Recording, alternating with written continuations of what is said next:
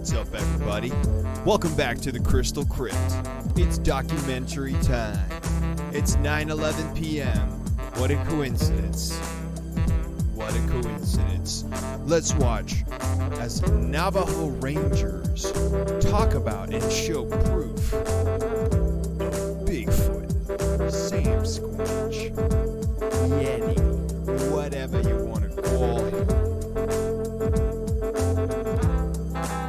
Let's take a look.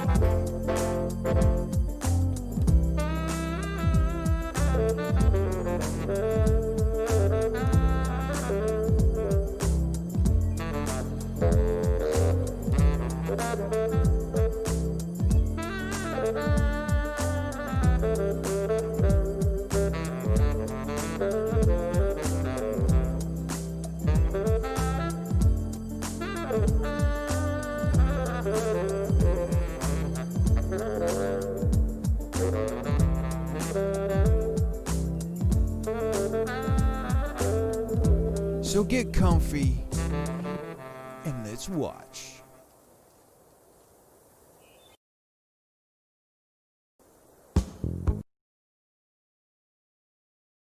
So, we have one of the largest Native American reservations in the United States, 27,000 square miles, 17 million acres of land, and all the other good stuff there. That's where we work. This is we're going to show you some scenic pictures, and this is Confluence. the confluent of the Little Colorado and the Colorado. And what you're seeing there down on the bottom, that water is about 15 feet deep, and it's crystal clear. It only looks like it's 6 inches. What's up, Adam? What's up, Watkins? Of course, we have to patrol Lee's Ferry. Rose, Driftwood, Shadow, W45, We have to take our fishing Pete, rods and make Devontae, sure that there's DV, fish in the water. That's it. Here's Shiprock up on the northeastern portion. And Antelope Canyon.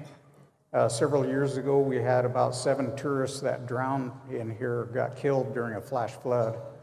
The sky was crystal clear, and 30 miles away there was a rainstorm. Water sucked into the canyon. It hit these guys so hard it blew their clothes off. This is some of the land that we get to patrol. Of course, John Ford thought this was pretty nice too, and so he made a bunch of movies here.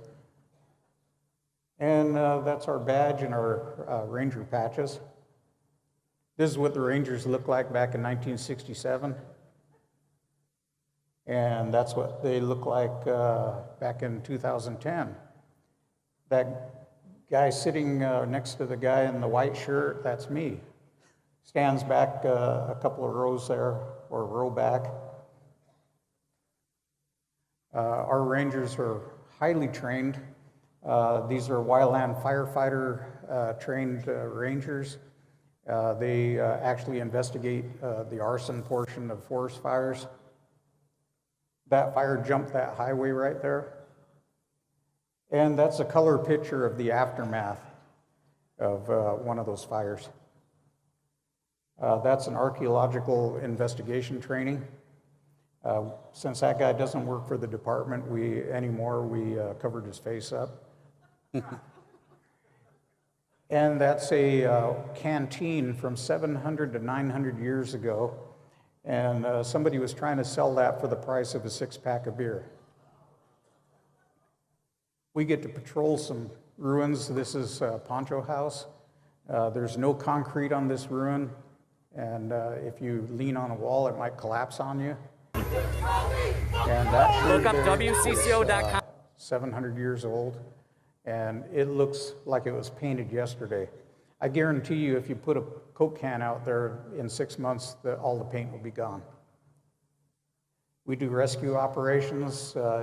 If you look real hard, you can see a rope coming off the back of that thing. The water was a lot higher, but we got the guy out. We do winter snow operations.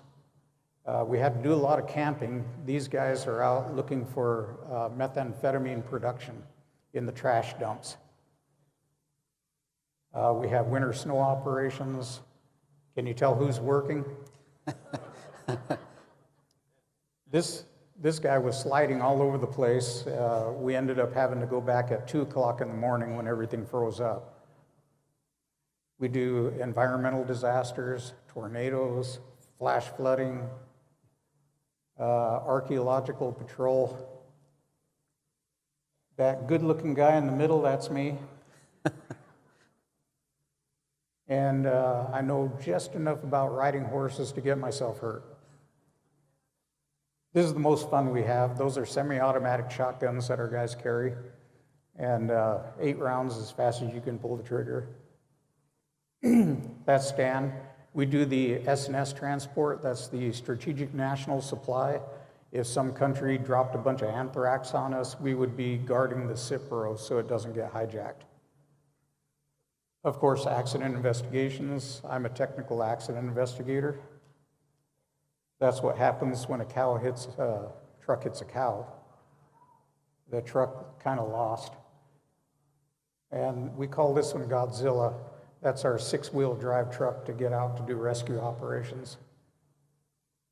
Some of the equipment that we carry, thermal equipment. And this is, we had some national speleo people All right, come out maybe and I should map do the this. cave. Watch this. Playback speed. That's the entrance to the cave. Oh, yeah. That's looking back up. This guy's about talking way halfway too down. slow. It's like he had a stroke. Cave went 540 feet Too underground. many cheeseburgers. You look at this guy. We asked him, "Do you know what's down there?" Nothing but fear. Some of these rocks that you see here are as big as mobile homes. And that's the entrance to the cave, looking back from about midway down. It's about as big as a football field. The roof is about 70 feet high. That's Navajo Mountain. We were out recovering a body, and so we get to get out on boats. That's my favorite picture. That was my boat that was assigned to me. We get to do things like the Red Bull Air Race. First time they did this over dry land. And that's some of our cool equipment. So we're going to jump right into this. We have the night before the Phoenix Lights. A lot of people don't realize that just before the big Phoenix Lights thing, the night before this happened. This is Loop, Arizona. This is where I live. As you can see, it's pretty desolate. This is one of the streets near where my house is. You don't get to see my house because I don't want you showing up at 2 in the morning wanting me to come out with you and have a drink. But what we saw was about 6 or 7 lights, and they were going around the horizon, following each other. The first one would change color, the next one would follow suit, the next one, on and on. They flew around the horizon for about 40 minutes. And we actually took video of it. Everybody in the neighborhood turned their lights out. They got their lawn chairs out, and they came out, and everybody watched. We thought we were going to get invaded by all the news the next day. I actually called the county sheriff's department. I asked them, I says, do you have anybody out on the north end of Flagstaff that can verify something? They said, no, we don't. What's up? And I just said, never mind, and hung up. So then we're going to have Stan. We're going to do this like a tag team, wrestling team. So Stan's going to talk a little bit about Bigfoot. Bigfoot. So throughout the years that what John we're and I all worked here together, for. beginning around the 2000, from about 2000 to 2011, John and I worked in a unit that was called Special Projects Unit. And in that unit, we not only worked like SWAT and dignitary protection and those kind of things, but we were also assigned to deal with the cases that didn't fit within the normal parameters of law enforcement. So part of that was these Bigfoot cases. And some of this is from actual cases that we dealt with. This case, an elderly grandmother had what she described as a Bigfoot standing out in front of her house. Her dogs were going crazy while this thing was standing out in front of the home. John and I went out there and investigated this. We took some of the different photographs with the tracks that were around the front of the residence, out to the back of the residence. In this photograph, you can see where there are some flags. These are the actual tracks that are going up a steep mesa. And the interesting thing is this thing was able to traverse up this mesa that up over a 45-degree angle, and this thing was able to go up it. And the tracks from one to the next are about 5 foot distance from one to the other, stride. This particular picture, you can see the heel at the bottom, you can see the toe impressions at the top, and this occurred out near Saline, Arizona. Here you can see the different tracks. Some of these investigations, you'll have the tracks that start at one point and continue on for sometimes even miles. And if you've seen the display we had out front, these are some of the casts from that particular Saline investigation. In this case, we did an investigation where we went out with night vision equipment and thermal equipment. We actually witnessed this thing that people describe as Bigfoot, being about 8 foot tall, very robust and big. One of the unique things, the next day we went out and we had rocks that were flying through the trees from down below. They were about 400 to 500 feet down. These things would come through the trees, the Ponderosa pine trees, and you could hear them crashing as they were coming through the trees. So it was kind of like an early warning for us to know that those rocks were coming in. This particular rock was about this big, it was about this thick. You know, that hit you, it would probably do you in. A lot of people ask me over a lot of years, what is the weirdest thing that's ever happened to me? We have it titled Missing Time, but I'll explain the difference. This is a map showing Loop, Arizona, up to Kaikotsmavi, which is New Arribi, and it goes up across 264 to Tuba City. That route I've traveled once a month for most of my 30-year career. And on this particular day, I was heading up there early in the morning. The sun is just what they call pre-dawn. So the sun is just coming up, but it's the horizon is light. I looked in front of me, nothing but straight highway. I looked behind me in the rearview mirror, nothing but straight highway. As I'm driving, I blinked, and I was suddenly coming to a sharp curve. So I assumed that I had just gone on autopilot, and I was going down the road, without consciously knowing it. I was going up and down hills, I was going around curves, and about 15 to 20 miles worth. I have a routine. Every time I go to Tuba City, I have this, I get there 15 minutes early, and I go to McDonald's, I get a breakfast, I get a cup of coffee, I go sit at the fleet management to get my oil changed, and I'll be there just as they're opening the gate. On this particular day, Tuba City's just up that road right there. I arrived at McDonald's, and I was 45 minutes early. And when I went to go sit at the gate and wait, I had to wait there for 30 minutes. Now, I've driven this back and forth so many times, I've got it timed down to the minute. I've had people tell me, oh, you hit the event horizon of a microscopic black hole and it changed time. I've had other people say, oh my God, you were abducted and they put you down on the wrong time. I really don't know. I remain skeptical, but that is the strangest thing that's ever happened to me. This case right here involves an elderly Navajo man, very well respected in his community. This individual in this photograph, toward the center there. You notice everybody's faces is covered up? On the right-hand side.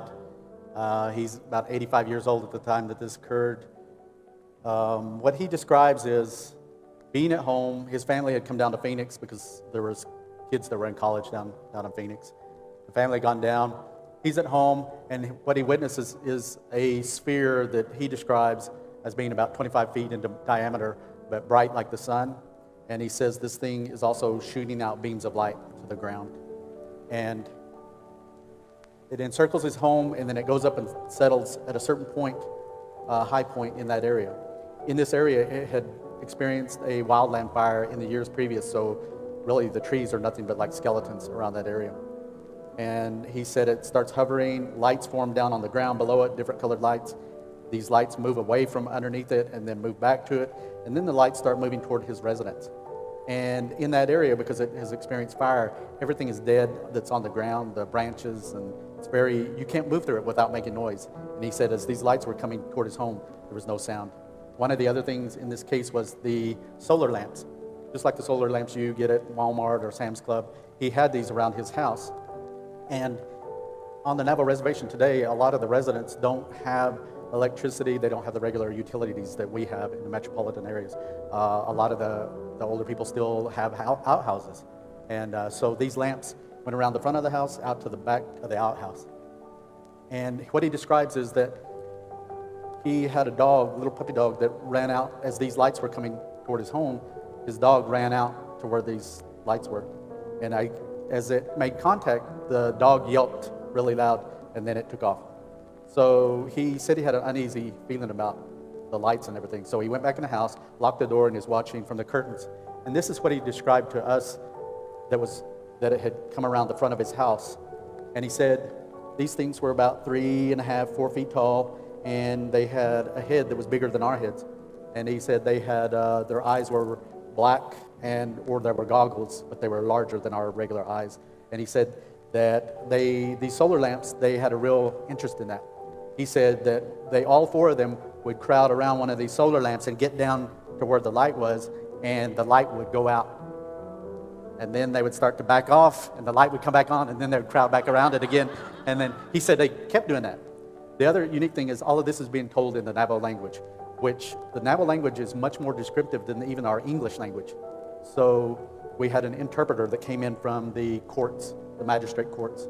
This is one of the solar lamps in the front. See, these show them going out to the outhouse in the back. But he finally got the courage to go out and confront whatever this is. And he goes outside, he goes around the edge of the house, but he ends up tripping and falling. And you and I know, for somebody that's 85 years old, you can get injured or even more from that. So he falls, and he gets back up finally and recovers. But these things had gone around the corner of the house and then had gone back to where the light was hovering above the trees. And as they got back to the light above the trees, he said all of a sudden the thing that was hovering there began shooting out beams of light again. He said it began moving slowly, and then he said all of a sudden it just shot up in the sky like a bullet. It was gone. He said this object never made any sound. He said it was quiet, just deathly quiet as it went around the house. There was a dog that he had that is shown here in the background. It was very aggressive. He said that during this event, when these things were walking around, he said that dog never come out of that doghouse the whole time. And when we were there, when we first arrived there, it had pups, and it was pulling on that big, heavy chain, trying to get loose, trying to get at us too. And these are some of the people that assisted us from other federal agencies that have equipment for like radiation detection and stuff. These are some of the people that were involved in the interviewing. And MUFON from Phoenix really played a big role in assisting us. There's the other dog. This is a little dog. This was the little dog that ran out when the lights were coming toward the house. The sad thing with this, though, this little puppy didn't survive within the week. It died. We don't know if that was due to the contact that was made or what, but it didn't survive it. There were a lot of unusual markings in and around the residence that were discovered, documented.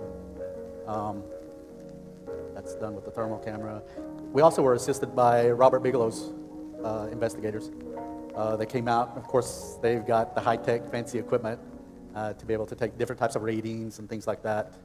So that's probably part of that, 22 million that they were talking about, the U.S. government using to study UFOs? There again.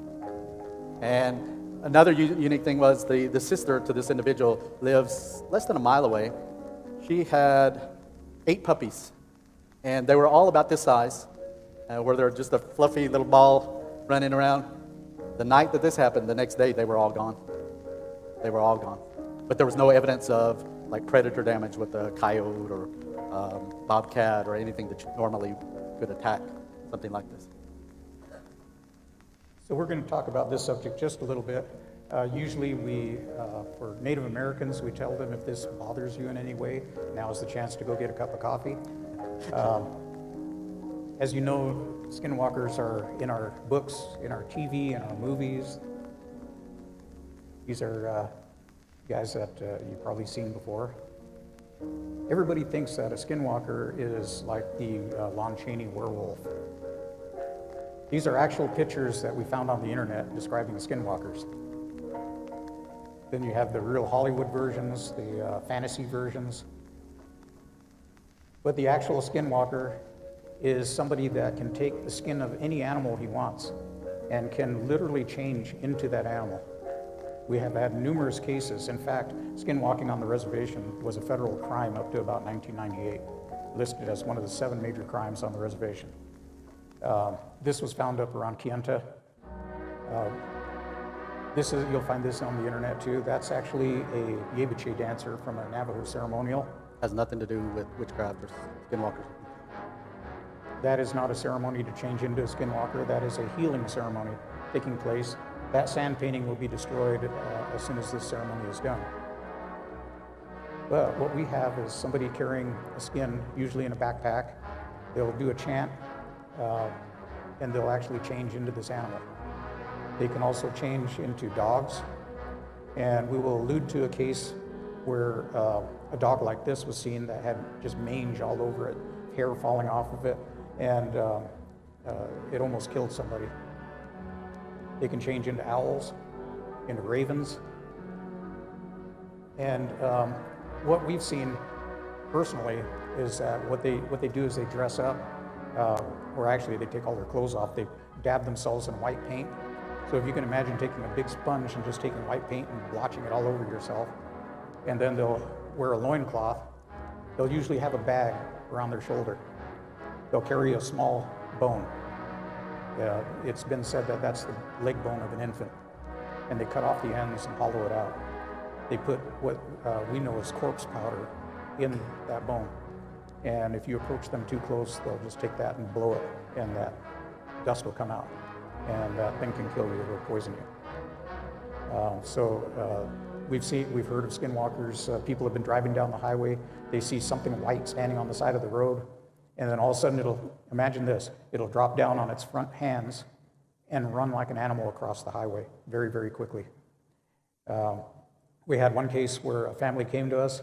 They said, we got home, me and my husband, the woman and the husband got home, and they saw a coyote trying to get into where the sheep were.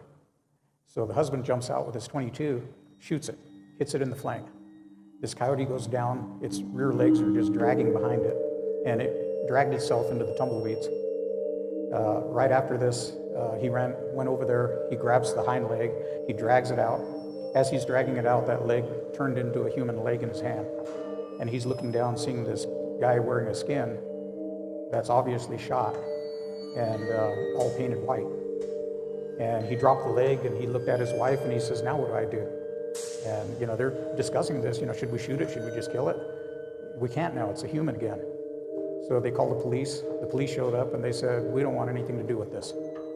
So they called the ambulance. The ambulance showed up, Navajo crew, and they went, okay. And they strapped it to the gurney, threw it in the back, and went to the hospital. Stan was able to confirm through several different sources that this incident did take place at the local hospital. And they took the thing into the emergency room. Navajo staff freaked out. Didn't want anything to do with it. The Anglo doctors chased everybody out. 2 Anglo doctors worked on this thing and saved him. So the family came to us because they're afraid that this thing's going to come back and get revenge. And they just happened to mention, oh yeah, by the way, we know who this person is. We recognize them. So we told them that according to Navajo tradition, if you go up to the door and knock on it and tell them we know who you are, within 3 days, that skinwalker will die. And so they were actually pretty happy, and we never heard anything more on it. As you know, this is a female hogan. The doors are usually face to the east. This is when you get up in the morning at daybreak. These So I'm a real Indians, bad they know Navajo they're because I don't get up at Bigfoots, daybreak. okay? They've been Sleep living is here a for hobby of mine. thousands of years. He's You retired. get up and you greet the morning sun, and you say your prayers and you have your corn pollen. We have found places where these doorways are facing to the west. Even the sweat lodge is facing to the west. And the cultural specialist won't even go near this place. He tells me that this is where witchcraft was taught. Then we had the orb case. This is coming on your left side. This is coming from Flagstaff and going to Loop, where I live. Those cinder cones are right at the reservation line. If you look real close, you'll see a dividing line where everything is green on the left and everything on the right is dead. That's the reservation land over there. We have range-starved cattle over there. We had a young lady that looks up to the left on these hills, on these cinder cones. She sees a red light hovering. Now, these are daylight photos just to give you an idea of what the place looked like. This was But around? This is around 1 o'clock in the morning. And this thing follows her. It's angling toward her vehicle, going over this field. She says you can see that there's a red light underneath it, where it's shining on the ground. She's coming to a curve, and she can no longer keep her eye on it, otherwise she'll drive off the road. This is looking back from the reservation line toward Flagstaff. And she sees what she describes as a ball of light that's pacing her car, following alongside of it. It follows her for a good quarter of a mile, and then it gets up in front and shoots straight up into the air. She says when she looked, she's driving, she's leaning forward, looking up through the windshield, and she says this thing went across the sky looking like a shooting star. Didn't think anything more of it, right? We work with MUFON, a mutual UFO network out of Arizona, and a STAR team member told us, go around the car with the compass and see if there's any magnetic anomalies. We found one right there, and we found one on the other side just in front of the passenger door. If you stood 3 feet away with a compass, that compass would pin right on that place. And you move left and right, that needle would follow that one point. If you drew a line between the two, it went right through the driver. We pulled the oil filter on the car and we sent it in, and it came up with a spike showing a high level of sodium nitrite. They tell us, the STAR team members tell us that sodium nitrite is not part of the makeup of oil or oil filter, so they don't know how that occurred. Shortly after this, the car suffered a water pump failure. It suffered a alternator failure. The computer started going haywire. It was a brand new vehicle. So the young lady traded that vehicle in. That's her actual car there. You can see where she parked.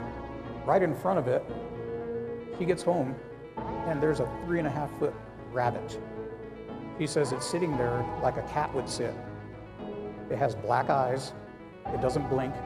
It has no markings on it. It's kind of a peppery color, black and tan.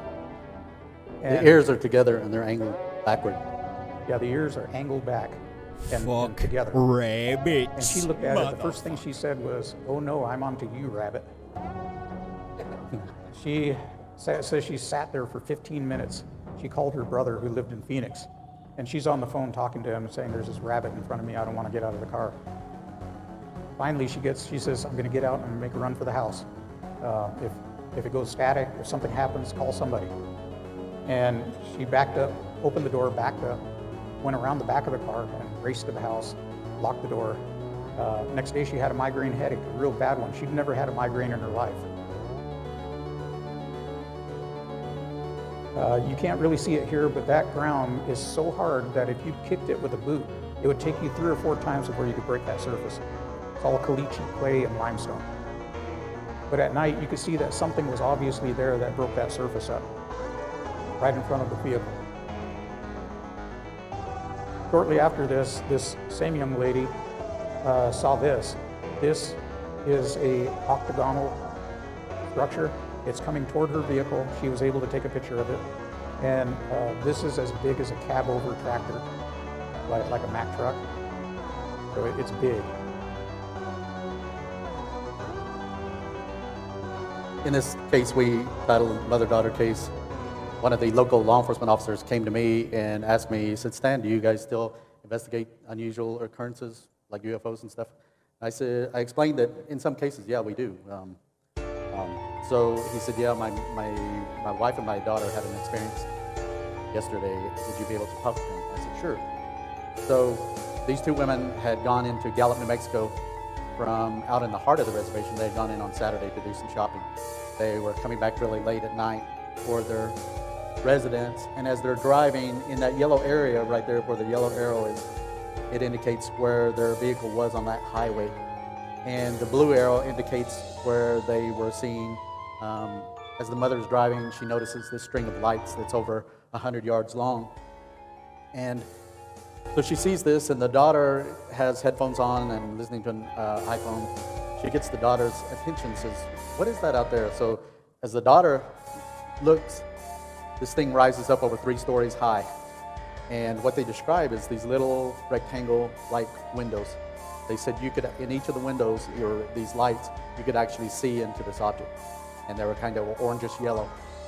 And as they're watching this, that's another depiction, they said one of the other things was there was flashes all around this thing, kind of like camera flashes, white light that was being flashed as they were watching it. And as they're watching, it forms like a dome there. And then it flashes bright, and then all of a sudden it's gone. But in this, the mother is wanting to go out to inspect this thing in further detail, but the daughter says, no, no, no. She said, I had a dream about this the other night. Just don't go out there.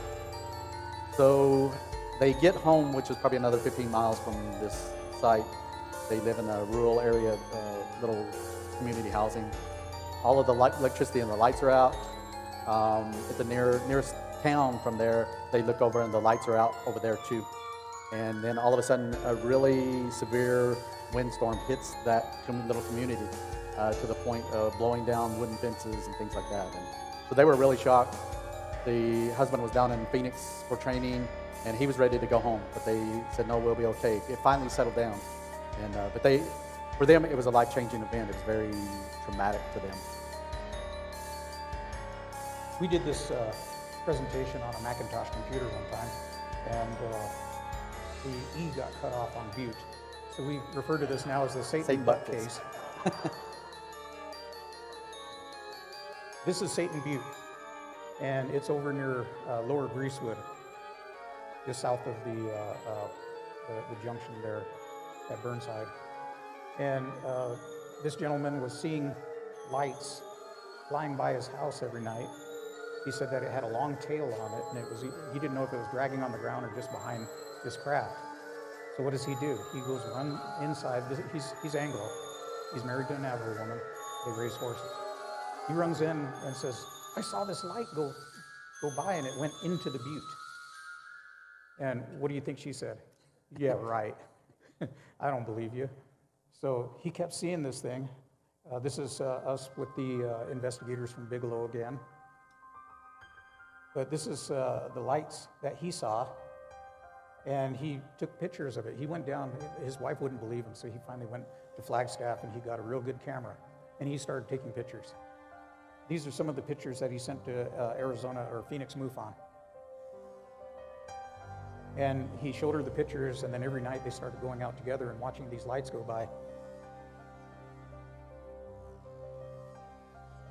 So after this, one night, for those of you who have been around horses, you know that when you hear horses blowing, that they're agitated. And they're hearing the horses blowing, so what does he do? He grabs his pellet gun. He goes out to the corral. All the horses are crowded into one corner.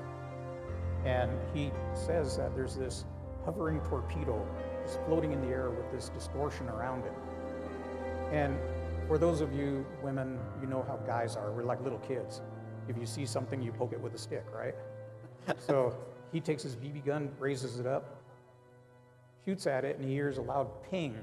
As soon as he does, that thing just took off. And it ended up about a quarter mile away, sitting out near somebody else's house. Just instantaneously, it traveled just like that. So shortly after this, because of all this activity, he starts having visitations of skinwalkers. Now, what's interesting about this case is that residence is located on the same longitude as Skinwalker Ranch. And he started seeing skinwalkers.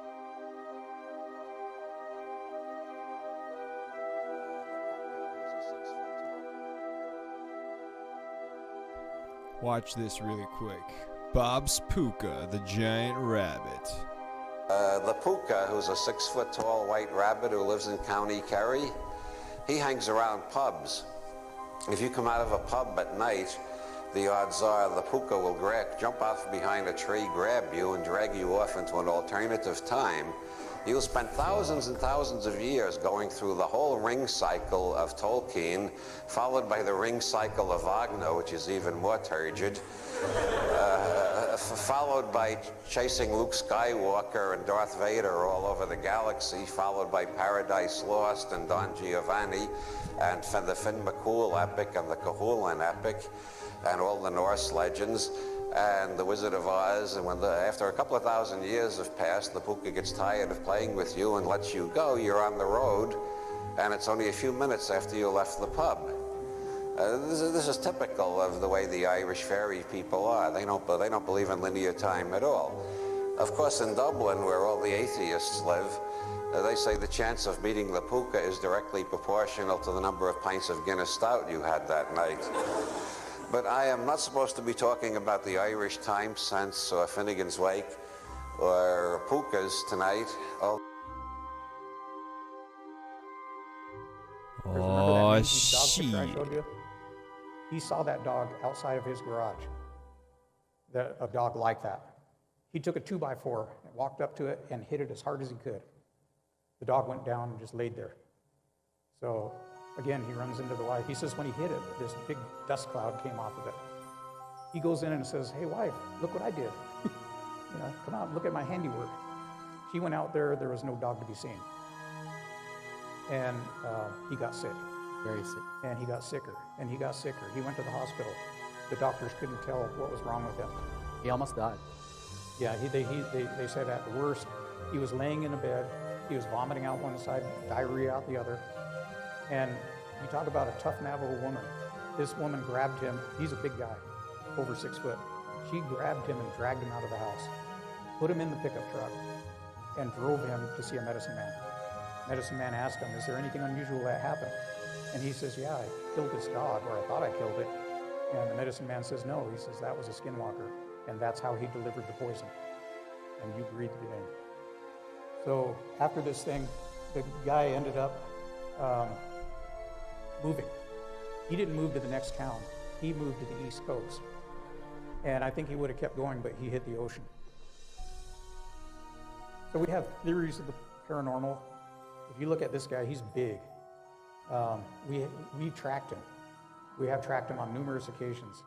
We track him for a mile, 2 miles. The tracks disappear in trackable ground. We backtrack him, go the other direction. The tracks just appear. Again, in ground that would be trackable, that you would find more tracks in there. Our theory is that he's being dropped off because when we've seen over an 11-year period, when we see these things appear, we also get reports of UFOs. And we think that he's being put down here and sent to roam around. When he gets back up in that ship, they lay him down, they download his brain. And they get all the sensory information about what, because if you look at those little gray aliens, they wouldn't survive in our climate. They'd just kill them. We've done haunting cases over and over, and we're protected by a magnetic sphere. But if the apex of the other side of that, where there's a dead zone, is about 3 o'clock in the morning. And this is when a lot of the hauntings occur. So we think that because there's a lack of anything hitting the earth, it's allowing all that dead space there to... Kind of like a vacuum. Kind of like a vacuum, draw out all that other energy. And we were back in 2011 when we first started talking, we talked about parallel dimensions. We talked about string theory. If you turn on your TV today and look at a UFO channel, they'll be talking about that. We were one of the first ones to bring that up. We're criminal investigators. We like putting the pieces together, and theory-wise, even though we only have maybe 3 pieces out of a 1,000-piece puzzle. In Navajo Creation Story, you have a progression of several worlds that Navajos say they came through into this world, which is they classify as the shining world. They actually said that they went through and grabbed onto a reed and crawled into this world. What if they were coming through different dimensions? And that's throughout the world. I mean, all different cultures and indigenous peoples have that similar creation story of going through these different levels, and maybe it's just different dimensions is what they're referring to. And then we try to talk about this.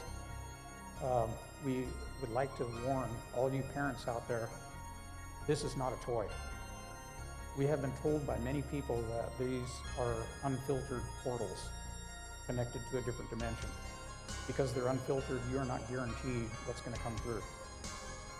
Some of the biggest cases, like what was that movie? Well, the movie Exorcist is based, if you look at the storyline behind that, it leads back to a young boy that was playing with a Ouija board. And so there's some truth to that. Look who it's advertised here. You can go in a store today. That's a pink Ouija board with a little heart. Isn't that cute? They're selling it directly to our kids. We've come across a new phenomenon lately when we've been out on the road. There's a shadow that'll go over. We immediately looked at it and we says, hey, I wonder if Highway Patrol is clocking everybody on radar. Not that we speed. We never speed. Yeah. So we're looking all over the place. We don't see any aircraft at all. And we've had this happen so many times. We've literally stopped our vehicle on the side of the road, gotten out, and looked around, and there's no aircraft. We also run into what they call street light interference. This is when you go down the road, and there's a street light there, and you pass under it, and the street light goes out. Try going down the road and having 15 to 20 of these go out in a row as you drive under them. My record is 31 in a row on Thanksgiving Day one time. So that's something that's pretty real. And we're down to our last 10 minutes here. So we're going to zip through some of this. This is an investigation that Stan worked on. I was in a hospital that had closed. The security were experiencing activity in that building and asked if we can investigate. One of the techniques you can use is to put some type of form of powder on the floor, and then we put a ball in the middle of it. And that ball was able to move by itself quite a ways. On that ball, there was a little footprint that was on there, and you could actually see the little toes on that ball, and how you have the ridges on your fingerprints, it had the same thing with the little toes on it. In part of the photographs that we took, there was a little, after we had gone in and we were coming back out, there was little moccasin prints that were in that, right there. They were following us when we went through there, and the building was locked up. Dan showed up to work one day. He's the only one in the building. This was in the glass. He took a picture of it. You can see the person on the other side, but there's nobody there. And we've had special operations people show up after some of our major cases. This is your men in black, but they're not wearing black. And of course, we took pictures of them in their vehicle. Yeah, they didn't know that. But we've worked with them. I mean, John and I were adjunct instructors at one time at Gunsight. We've worked with the Navy SEALs. Secret Service, Delta, so we know their behavior. And UFOs even show up on TV at air shows. That was an air show in Gallup, New Mexico, and one of the different news agencies out of Albuquerque. Actually, two news agencies. The one previous, they were able to film some type of object that was there with the other fixed-wing aircraft. That chair there rolled 15 feet backwards by itself. That was in one of the haunting cases. One of the unique things with that haunting cases is that coins would materialize out of thin air. And for 2 days, there was a total of 65 coins. One of the unique things with the coins is that out of all of the coins, they would hit and behave like a normal coin taken out of your pocket, flip it in the air, and if it would hit a concrete floor, its behavior. Sometimes they make a large arc or whatever, spin, fall over. Out of the 65 coins, they all landed heads up. So you and I know statistically that isn't going to happen. There was a high number of wheat pennies that were there. There was no sequence in the years, but I thought about it over the years. And maybe I thought, well, maybe it's something as simple as spirit saying, heads up, I'm here. And it still happens. It happened backstage a while ago. This coin appeared in Stan was taking pictures one night, and if you look at that, that's a Taiwanese 2 yuan coin. We don't have any of those. I don't have those in my home. So we're hoping that maybe we're going to go to Taiwan and do a presentation over there. We've been asked to go to Shanghai, and yeah, we're willing to take that back with us and return it. we've done this presentation in Scotland before. Stan goes to trainings. That one fell in one of the trainings. That's not that long ago. You can hear them when they fall. Oh yeah. And we were down in Phoenix, and Colonel Halt was just done speaking, and he was talking about Rendlesham Forest. And there were two people everybody cleared out of the auditorium. There were two people standing talking between a row of chairs. Something hit him in the leg. He reaches down, he sees 2 coins, so he picked them up, stuffed them in his pocket. Next morning, they were yelling, hey, where are the Navajo Rangers? Get them over here, quick. And they were all freaked out. These are 1-pound English coins that hit him in the boot. And this was, we call this the flying onion. This was taken up in the Lukachukai Mountains Person was taking a whole series of pictures just to stitch them together for a panorama picture, and that one showed up. This one, guy set out a game camera, gonna hunt this area. That night, those lights showed up and triggered that camera. You can look between the two and you can kind of get a feeling of where that thing is. So personal experience, we were out on Lake Powell doing that recovery. We had to stay the night, and we see this as we're laying there in our cots, going across the sky. And then right behind it, 2 jets trying to catch up to it. 2 F-16s? 2 F-16s. They're afterburners on. Yeah, full afterburners. And they couldn't catch this thing. It just sped up. It kept doing that zigzag. And it just outdistanced them like they were standing As it still. got about right above us, our 12 o'clock, the jets were falling in behind it. All of a sudden, this thing accelerated, keeping that zigzag pattern, and it disappeared on the east horizon. It did so, it would have had to been moving like 10,000 miles an hour, and it kept that pattern. My vehicle was followed for 30 minutes by an orb one night, and made me feel a little creeped out. Stan had a Skinwalker keeping up with his car at 65 miles an hour. This is the closest depiction of what I've seen. And I've been scratched in haunting cases. yeah, he actually watched that scratch appear on his arm. So we do have a personal life. And believe it or not, we don't go out looking for this. These were all assigned to us. So we don't go out on our own time to go look for these things. We did find E.T. finally, and we got our picture. He charged us $5 to take a picture with him. I dance in the powwows, and I dance in the Blackfoot Society for the Kiowa Apache tribe in Oklahoma. Call that the Iron Man competition. You have to do that for 3 days in 117-degree heat, and you don't get a chance. The whip man will tell you, you better dance. That's me with one of my guitars. That's Stan. You can tell what kind of music he likes. And we got a big laugh out of this one. These are Celtic jerseys. We went to speak in Scotland. They sent us a couple of jerseys, and we showed this picture in Scotland. Everybody about fell out of their chair laughing. The whole audience. The whole audience. It just turns out that there are 2 soccer Rivals. teams in Scotland. One of them is the Celtics, the other one is the Rangers. And they're mortal enemies. And to have the Navajo Rangers dressed in Celtic uniforms was just too much for them. So we would like to thank you for your attention. I know we zipped through this really fast, but these are all the different places we've been.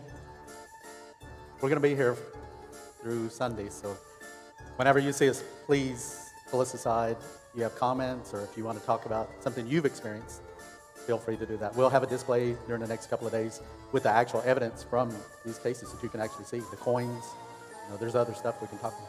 And you can get a hold of us at this Paranormal Rangers A6515. That's the zip code for Window Rock. And All right, that's it you for can get a hold of these us that way, fucking too. Navajo Ranger And we'll leave that Bigfoot up. Thank you. motherfuckers. Thank you. Catch you Thank you. next time on the Crystal Crypt. Have a good night. Thank you.